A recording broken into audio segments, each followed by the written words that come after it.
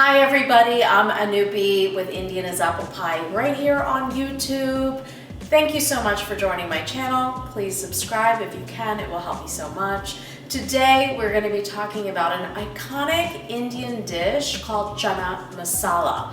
We're going to break it down, we're going to show you how to make it, and we're going to explain exactly what it is. It's kind of confusing because Chana Masala refers to the spice blend that is unique to this dish. It also is what the dish is called. So chana means chickpeas, masala is a combination of spices. So I've got both to showcase for you. So we're gonna go ahead and make the dish along with using our iconic Chana Masala spice blend to make it, as well as other spices. So come on, let's check it out.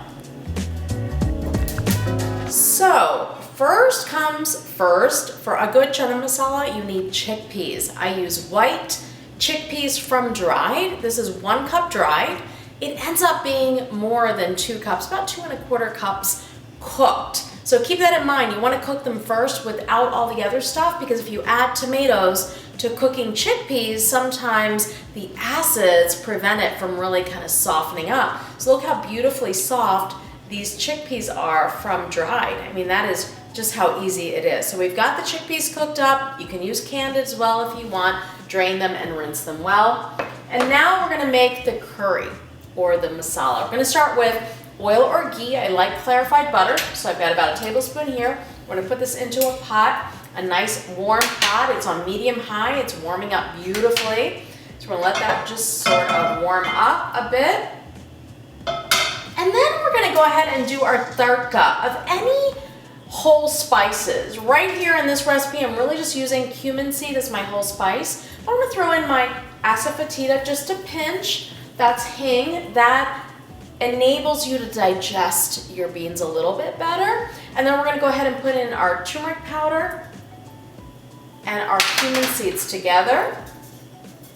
And we're gonna let those cumin seeds dance a little bit in the ghee or oil. The idea being we want to pull all the essential oils out of that spice. That is what a tadka or a tempering of spices is all about. And that is why Indian food, you can't just dump all the spice in. You gotta go layer by layer and step by step. Give it a stir.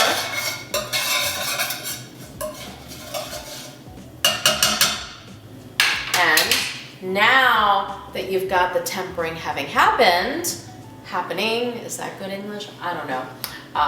Don't call me out on it, folks. We're gonna add in the onion. So now our main ingredients are going in. Why does that onion for me go in before the other ingredients? Well, onion has a level of moisture, and we wanna get rid of that moisture. We want it to start to brown a touch. So we've got that onion in there, cooking up beautifully.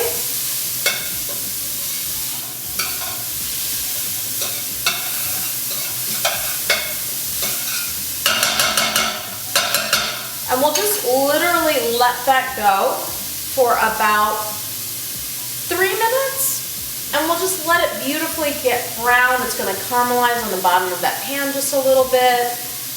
It's gonna stick a touch, but don't worry, we are going to deglaze the pan. And you just see this brightness from the yellow turmeric, beautiful smells from the cumin seed. I sometimes have folks that are newer to Indian food go, you know what, you could stop right there and give this to me, it's so delicious. But we're gonna keep going because it's gonna be even more delicious, I promise. And remember too on this, because this is a curry or a gravy, you want it to break down. We wanna mince the onion, that's important. It's not a large chopped onion, it's a well-minced onion, because then that will break down as you cook. So now that we've got it cooking, we're gonna add in the garlic and the ginger. I ground that down together because similar moisture content, very little, so we're good on that. Let's give it a stir. Oh my God, this smells so good. Yum. And then let's put the chilies in.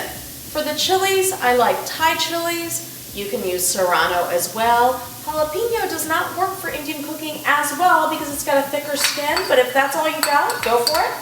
I like a lot of chili. We do not take the membrane or the skin, or rather the seeds, out because we love all that flavor. But if you want less heat, do that. Take the membrane and the seed out, or just slice it in half, or put it in whole to get the flavor, and then take your chili out at the end and get rid of it. And then you have the flavor without a ton of heat. It's all those flavors coming off that pan and basically strangling me, but that's okay. We're good. So we've got that cooking up beautifully, and now we're gonna go ahead and add the moisture. So you notice that the pan, it is sticking, the ingredients are sticking a bit. It's okay, we're gonna deglaze it with the tomato, the pureed tomato. Do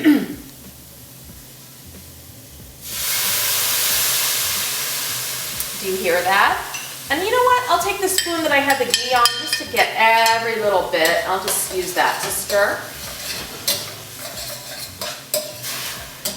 And notice too, as we cook, I'm gonna just add this in for just information's sake. I don't use plastic or silicone anymore to stir my hot pans. I like to use metal or use wood because it's not gonna break down. I'm not gonna get those microplastics. So that's kind of important to me. It's up to you if that's important to you or not. We've got tomato paste going in. We're gonna break that down a little bit in this pan already. Everything's off the bottom of that pan. Look how beautiful that looks.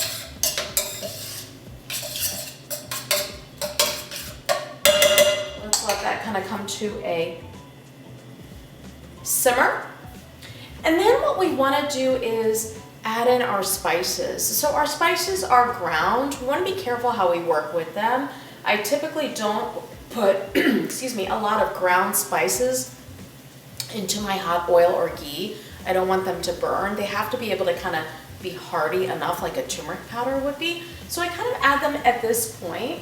We want to add in our Indian apple pie garam masala,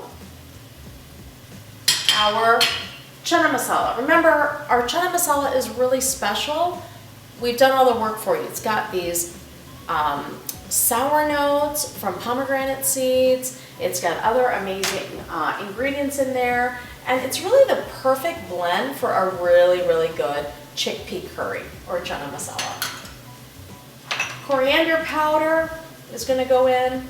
You might feel like this feels like a lot of spices, but this is how you get your dish to that restaurant quality, by using all of the spices. Red chili powder or cayenne. Look, if you're not loving the spice or the heat, pull back on it. So just add in half a teaspoon. I would actually add in 1 more teaspoon for my family. So cook it the way your family prefers. I'm gonna go ahead and put my salt in. This is 2 teaspoons of salt. Again, if you want a little less salt, you can play with it as well. I'm gonna give it a stir. And I call this mud masala. You made your mud. The mud is edible mud. It is so delicious, but look how beautiful that looks. That is your base for your curry. You see how that all broke down in that pan? It's amazing. So we're just gonna keep add it, just stir it, let it cook up. One of the tricks that people who are not familiar with Indian cuisine overlook is they don't cook the masala enough. It tastes raw when you bite into it. It should not. We should get rid of anything that might kind of punch you in the face from the onion, ginger, and garlic. So we want it to really cook down. It's just a couple minutes, and you'll see everything pull together beautifully. Look at that. So now let's go ahead and add in our chickpeas, our cooked chickpeas. Give it another stir. Now you want the sauce, right? You can't have a curry without great sauce, because that's what curry is. It's gravy, it's sauce. So we got all that in there, and now we've got the water going in. I want about 4 cups, between 3 to 4 cups. I'm finding 4 cups is really the right spot. So I've just got water, but then I'm gonna add just a touch more of chickpea water. This is the water that I got from boiling my chickpeas. It is technically called aquafaba, but look at this. Look how gelatinous it is. That is just from the chickpeas that I just cooked. It's crazy, so don't get rid of that water. It is such a beautiful thickener for your curry. Now this is gonna be a little extra water than I would normally use, but it's okay, just let it come to a simmer. It'll just cook down, and this will become the beautiful curry that you'd go out and spend a ton of money on, but now you can make it yourself at home. All right, so we'll just let that simmer.